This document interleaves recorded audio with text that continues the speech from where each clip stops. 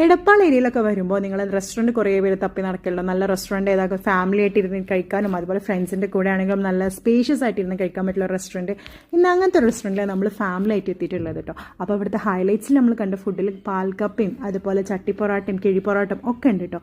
അപ്പോൾ നമ്മൾ ആദ്യം സ്പ്രിംഗ് ചിക്കൻ ഓർഡർ ചെയ്തു, പിന്നെ ബട്ടർ നാനും കിഴി പൊറോട്ടയും കൂടാതെ നല്ല ആവോലി മുളകിട്ടത് ചട്ടിക്കറി കേട്ടോ.